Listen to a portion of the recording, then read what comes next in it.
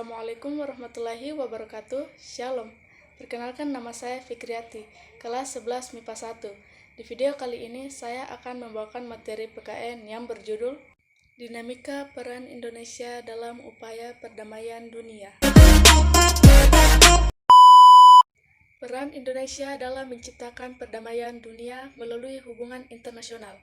Hubungan internasional sangat penting bagi suatu negara karena menjalin kerjasama, maka negara-negara tersebut akan saling memberikan dukungan nilai positif. Hubungan internasional adalah hubungan yang terjalin antara satu atau lebih negara dalam mengupayakan hal-hal tertentu dan saling menguntungkan untuk seluruh pihak terkait. Hubungan internasional akan mempengaruhi seluruh aspek kehidupan suatu negara, baik dari aspek pendidikan, kesehatan, pertahanan, ekonomi, dan lain-lain. Setelah mengetahui poin pertama, mari kita simak selanjutnya poin kedua.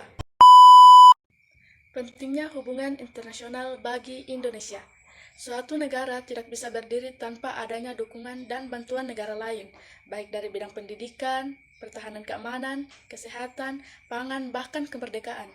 Hubungan antar negara harus tercipta secara baik agar dapat berjalan dalam jangka waktu yang lama dan prosesnya memberikan dukungan positif bagi negara-negara yang bersangkutan. Ruang lingkup hubungan internasional terletak dalam dua bidang, yakni bidang publik yang meliputi politik internasional, politik luar negeri, pertahanan, dan keamanan, hukum internasional, diplomasi, dan kejahatan internasional. Bidang privat meliputi ekonomi, ilmu pengetahuan, dan turisme. Dalam menjalankan hubungan internasional, dipengaruhi karena faktor-faktor, yakni faktor pertama, yaitu faktor internal, yaitu adanya kekhawatiran terancamnya kelangsungan hidup, baik melalui kudeta dan intervensi negara lain.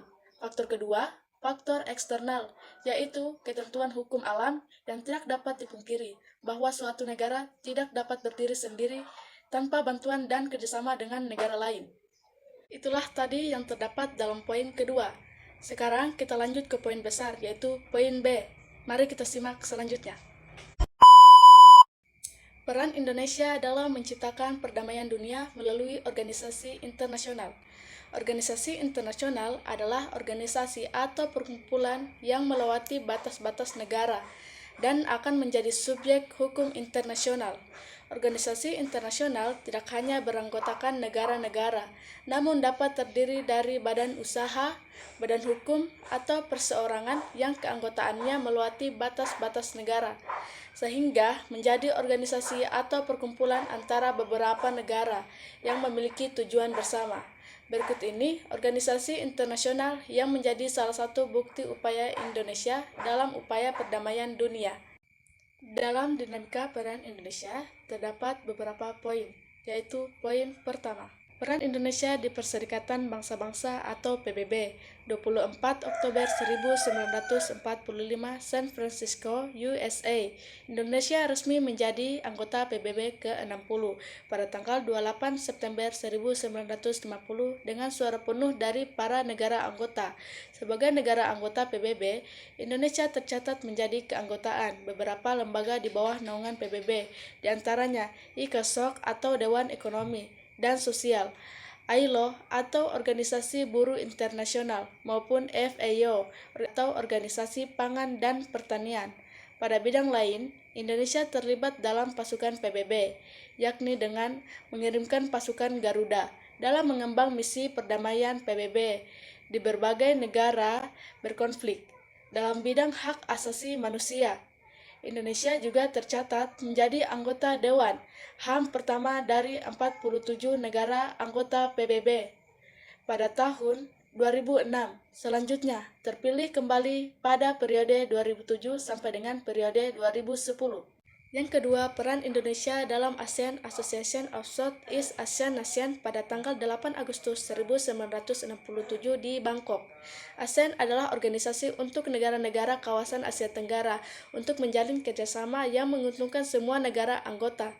Rekam jejak Indonesia dalam lingkup ASEAN sebagai berikut: konferensi tingkat tinggi atau biasa disebut dengan KTT, Pertama diselenggarakan di Bali pada tanggal 24 Februari 1976 yang menghasilkan ketentuan berisi program yang akan menjadi kerangka kerjasama ASEAN yang meliputi bidang politik, ekonomi, sosial, budaya dan keamanan, perjanjian persahabatan, dan kerjasama. Prinsipnya antara lain tidak ikut campur urusan dalam negeri satu sama lain dan menolak penggunaan ancaman dan kekerasan. Pertemuan informal pemimpin negara ASEAN pertama yang di Jakarta pada tanggal 30 November 1996. KTT ASEAN ke-9 diadakan di Bali pada tanggal 7 Oktober 2003 yang menetapkan 3 pilar, yakni Komunitas Keamanan ASEAN atau ASC, yang kedua Komunitas Ekonomi ASEAN atau AEC, dan yang ketiga Komunitas Sosial Budaya ASEAN atau ASCC. Yang ketiga, peran Indonesia dalam gerakan non-blok. GNB merupakan wadah yang tepat bagi negara-negara berkembang untuk memperjuangkan cita-citanya pendiri GNB antara lain Soekarno, Joseph Broz Tito, Gamal Abdul Nasser, Kwame Nkrumah, dan Jawaharlal Nehru.